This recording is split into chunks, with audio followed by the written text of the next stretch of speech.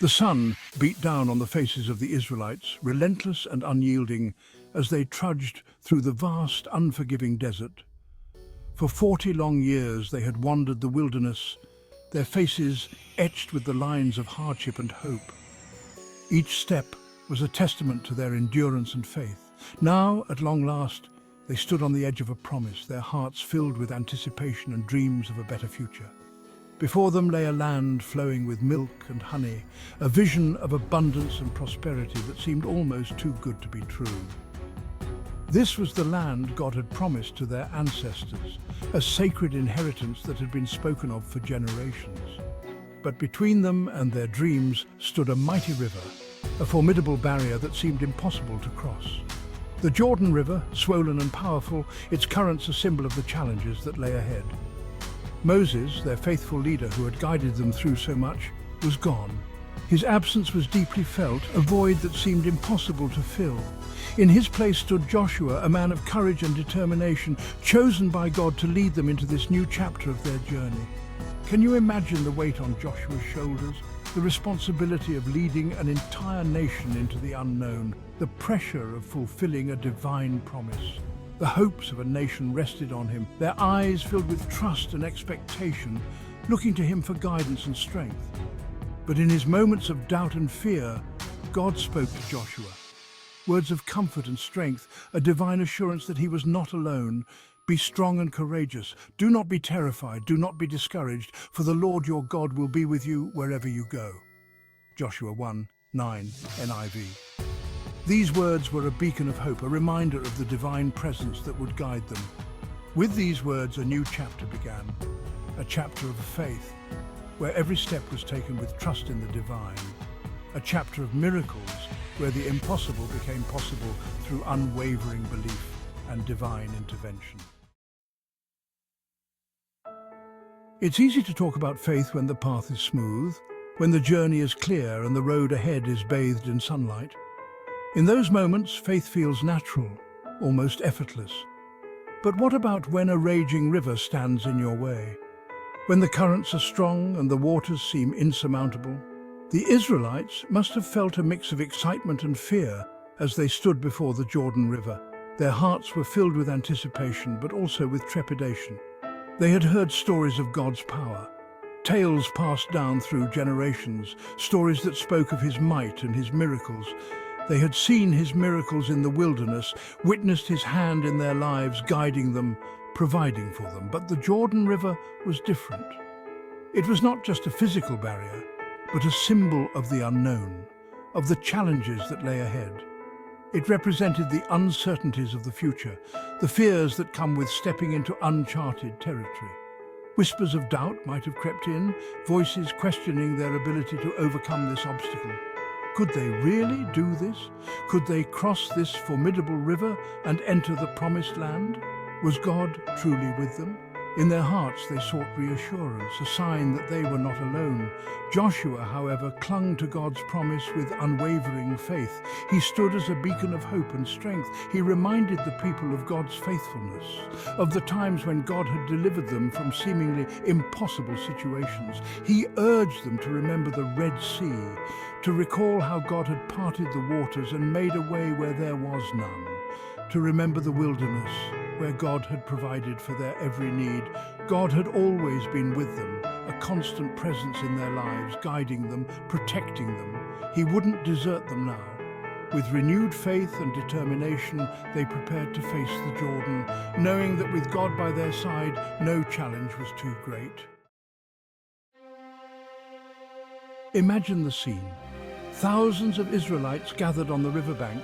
They could hear the roar of the water. They could feel the mist on their faces. It was time to move, but how? God gave specific instructions. The priests carrying the Ark of the Covenant were to go first. The Ark represented God's presence. It was a symbol of his promise.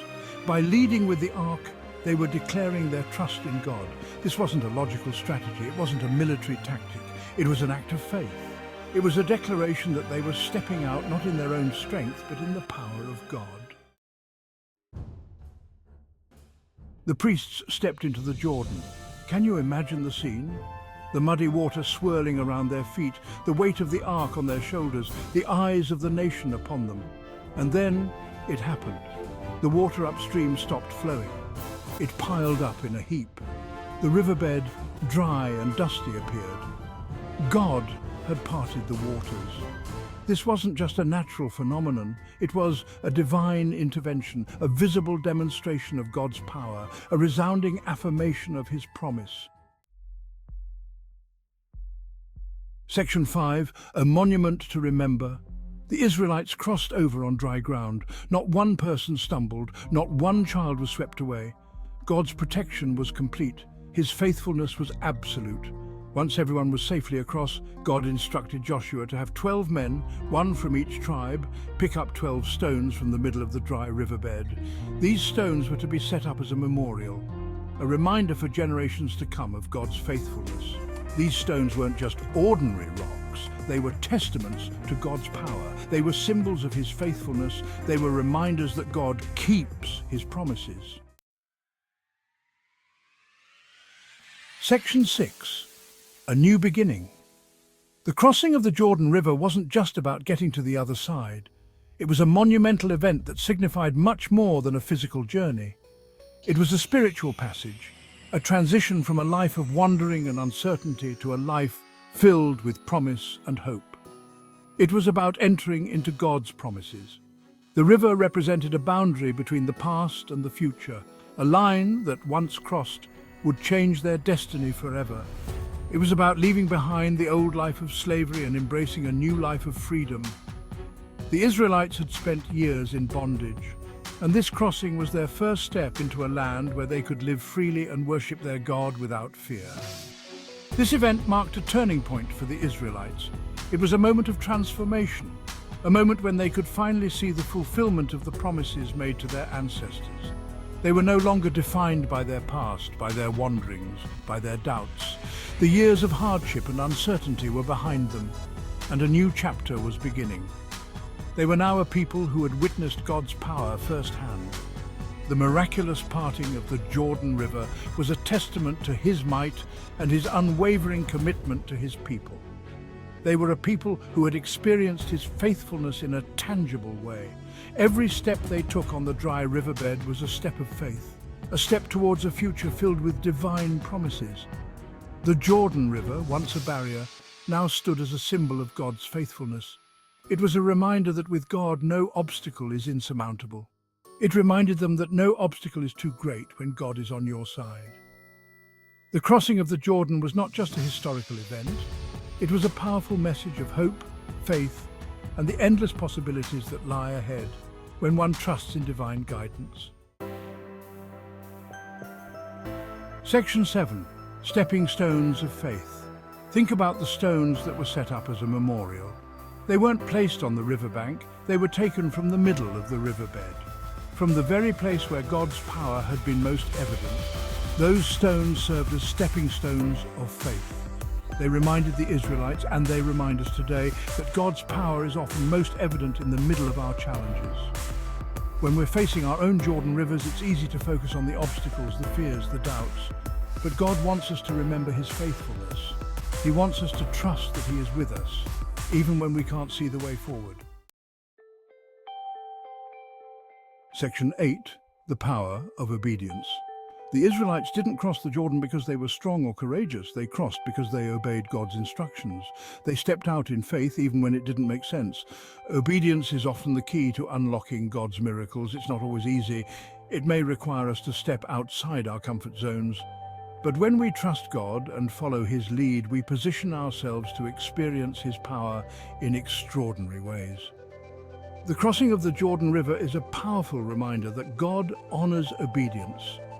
He rewards faith, and he is faithful to fulfill his promises. Section 9. A legacy of faith and courage. The story of the Israelites crossing the Jordan River is not just an ancient tale. It's a timeless message of hope and encouragement.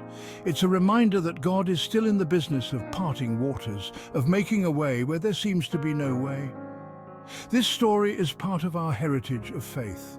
It's a story that has been passed down through generations, inspiring countless people to trust in God, to step out in faith, and to believe that with God, nothing is impossible.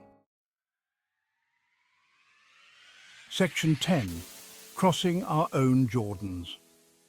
We all face Jordan rivers in our lives, challenges that seem insurmountable, obstacles that threaten to overwhelm us.